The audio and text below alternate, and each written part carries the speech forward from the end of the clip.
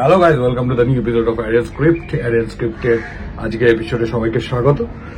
সবাই তোমরা জানো যে এমআরএ নিয়ে এফএসডিএল এবং এআইএফএফ এর যে দ্বন্দ্বটা চলছে, সেই দ্বন্দ্বটা এই মাসের মাঝামাঝি নাগাদ সুপ্রিম কোর্ট একটা রায় দেবে। সেই রায় দেওয়ার পর একটা ইলেকশন গঠন হবে, ইলেকশন বোর্ড গঠন হবে, ইলেকশনের পর নতুন একটা কমিটি এআইএফএফ এর দায়িত্বে আসবে এবং তারপরে নির্ধারিত হবে যে আগামী দিনগুলোতে এই বছর আইএসএল হবে, যে কোনো রূপেই হোক আইএসএল হবে। আগামী দিনগুলোতে আগামী ভারতীয় ফুটবলের ভবিষ্যৎ, সেখানে এফএসডিএল এর কি ভূমিকা থাকবে সেইটা নির্ভর করবে নতুন যে কমিটি আসবে তার সঙ্গে যে চুক্তিটা হবে এফএসডিএল এর, যদি চুক্তি রিনিউ হয় তারও। তো এই অ্যাক্ট যতক্ষণ চলছে, যেরকম আমরা প্রত্যেকদিন লাইভে বলি আর কি, যে ভারতীয় ফুটবলের বিভিন্ন টুর্নামেন্টের পার্টিসিপেশন করা, এখন যে ক্লাবগুলি রয়েছে যারা আইএসএল এ খেলে, তারা সেই পার্টিসিপেশন উইথড্র করা বলুন বা টিম গঠন করছে না এরকম বলুন, এই ধরনের অ্যাক্টিভিটি করে একটু চাপে রাখার চেষ্টা ভারতীয় ফুটবল নিয়ামক সংস্থা কি বলতে পারেন, বা এইটাকে একটা নির্ধারণ করার চেষ্টা করা যে কি রায় আসবে সেইটাকে কি বলবো, সেটাকে নিয়ন্ত্রণ করার চেষ্টা করা সেটা একটা এফএসডিএল করছে। সেই জন্য আপনারা দেখবেন যে ডুরান্ড কাপে পার্টিসিপেশন কিছু দল করছে, আইএসএল কিছু দল করছে না। যদিও ডুরান্ড কাপ থেমেনি, ডুরান্ড কাপ অলরেডি ঘোষিত হয়ে গেছে, আপনারা জানেন। ডুরান্ড কাপ চালু হচ্ছে নির্দিষ্ট সময়। ইস্ট বেঙ্গল স্টার্টার ম্যাচে রয়েছে, মোহনবাগান রয়েছে। মোহনবাগান মোহামেডান ইস্ট বেঙ্গলকে এটা পার্টিসিপেট করতেই হতো, আপনারা ইন্টারনাল কারণ জানেন, সেটা নিয়ে আমরা কথাবার্তা বলবো না। বাট কিছু দল নর্থ ইস্ট করতো, জামশেদপুর করতোই, আগের বারের চ্যাম্পিয়ন নর্থ ইস্ট ইউনাইটেড। দেখুন, মোহনবাগান ইস্ট বেঙ্গল সিনিয়র টিমের কতজন খেলাবে, শেষ পর্যন্ত কতজন বিদেশি খেলতে পারবেন, সময় বলবে। কিন্তু এই যে দলগুলো পার্টিসিপেশন করা থেকে বিরত থাকা হচ্ছে একমাত্র, আর কিছু নয়, একটুখানি চাপে রাখা আগামী দিনগুলোতে, কস্ট কাটও নয়, চাপে রাখা, আর কিছুই নয়। মানে আপনি আগামী দিনে আইএসএল এ দেখবেন আবার সুন্দরভাবে চেন্নাইন বলুন, যারা দল গঠন বন্ধ করে দিয়েছে, ওড়িশা এফসি বলুন, যারা কোনো রকম মুভমেন্টই করছে না কিন্তু দল গঠন ভেতরে করছে। রোহন, এটা আপনাকে বলে দিই, হ্যাঁ, আপনারা দেখবেন অলরেডি 2-3টে সাইনিং, কন্ট্রাক্ট এক্সটেনশন, রাহুল কেপির ব্যাপারটা তো সবাই জানেন। যাদের ছেড়ে দেওয়া হচ্ছে তাদের থ্যাংক ইউ। এই ব্যাপারগুলো কিন্তু ওড়িশা এফসি প্রথম থেকেই করছে, যেরকম ভাবে করে। তো সেই জায়গা থেকেই দাঁড়িয়ে ইস্ট বেঙ্গলের সঙ্গে একটা স্ট্রং লিঙ্ক আপ ছিল কয়েক মাস আগে অবধিও জুইডিকার সঙ্গে। দেখুন, জুইডিকার ভীষণ কাছের মানুষ, ডেভিড অলরেডি ইস্ট বেঙ্গলে খেলেন, অলমোস্ট ডেভিডের আইডল বলতে পারেন জুইডিকার, মানে বলতেই পারেন। সেই মাধ্যমেও কিছুটা থংবাই সিংটোর মাধ্যমেও, এবং ইস্ট বেঙ্গলের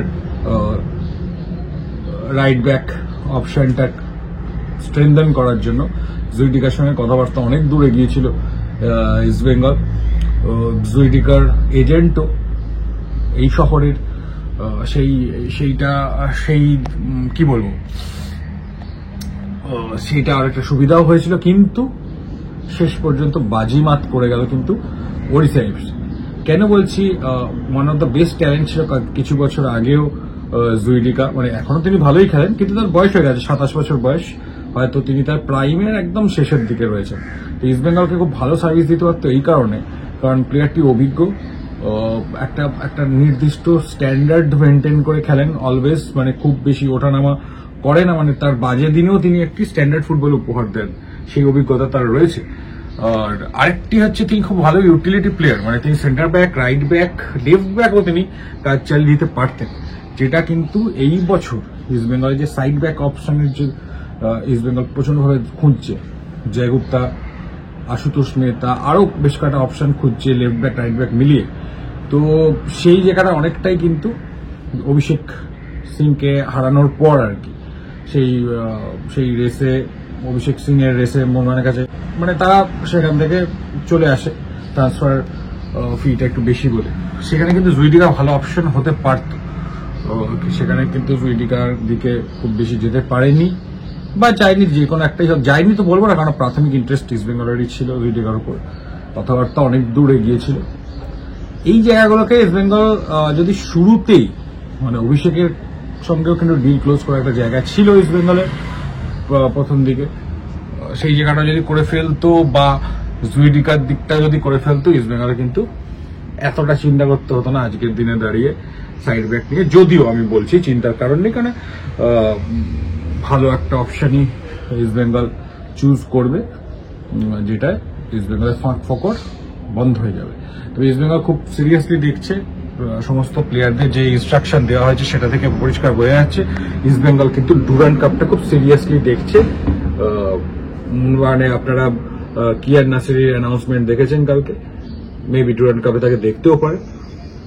মোহনবাগান কিন্তু সিনিয়র টিম খুব একটা খেলানোর পক্ষপাতী নয়, সেটা মোহনবাগান ম্যানেজমেন্টও নয়, কোচও নয়, বাট সেটা সামনে অবশ্যই বলবে না, কারণ সেটা বলা বারণ আছে বা বলবে না যাতে জৌলুসটা নষ্ট না হয়। বাট মোহনবাগান সিনিয়র টিম পুরো খেলাবে না, এটা নিয়ে কোনো ডাউট নেই। তারা আলাদা বিভাগে পড়েছে ডুরান্ড কাপে, সুতরাং তাদের যে প্রথমেই দেখা হয়ে যাচ্ছে বা আগস্ট মাসের মাঝামাঝির আগেই দেখা হয়ে যাচ্ছে এরকম কোনো সম্ভাবনা নেই। যদি আগস্ট মাসের তৃতীয় সপ্তাহে তাদের দেখা হয়, যদি তারা পরেরটায় ওঠে, পরের রাউন্ডে ওঠে, সেই সময়ে দাঁড়িয়ে কিন্তু কম্পোজিশন কিছু চেঞ্জ হতে পারে। ইস্ট বেঙ্গলের more inclusion of senior players, East বেঙ্গলের মোহনবাগানের more inclusion of senior players including foreigners, সেগুলো কিন্তু হতে পারে। সেটা ডার্বি কিন্তু সেমিফাইনাল ফাইনালে হলে কাপটা জমে যাবে আর কাপের জৌলুসও ফিরে আসবে।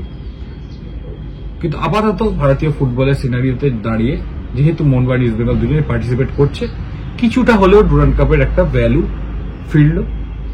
আপনাদের সোনি ব্রডকাস্টিং এ রয়েছে, অ্যাপসেই বলুন বা মানে ডিজিটাল প্ল্যাটফর্মেই বলুন বা টিভি সত্ত্ব বলুন, দায়িত্বে রয়েছেন অবশ্যইভাবে ডুরান্ডের দেখানোর আর কি সোনি, সেখানে আপনারা দেখতে পাবেন।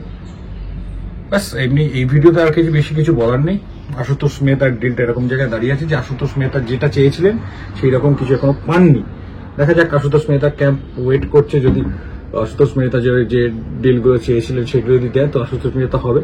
তবে মনে করা হচ্ছে ইস্ট বেঙ্গল অন্য অপশনই খুঁজছে। জয় গুপ্তার দিকটা ইস্ট বেঙ্গল মনে করছে যে জয় গুপ্তা কিছুদিনের মধ্যে সাইন করে দেবেন। দেখা যাক, এই সপ্তাহটা ভীষণ ইম্পর্টেন্ট, যেহেতু ডুরান্ড ঘোষণা হয়ে গেছে। ইস্ট বেঙ্গল কবে তাদের সিনিয়র প্লেয়ারদের ডেকে পাঠায় সেটা ইম্পর্টেন্ট, মোহনবাগান কবে সিনিয়র প্লেয়ারদের ডেকে পাঠায় সেটা একটু ইম্পর্টেন্ট আছে। তো চলো, এমনি ভিডিওটা ভালো লেগে থাকলে লাইক করো, কমেন্ট করে শেয়ার করে, যারা অবশ্যই সাবস্ক্রাইব করবে, এখানে ক্লিক করে দিবে। এখন কত টাটা।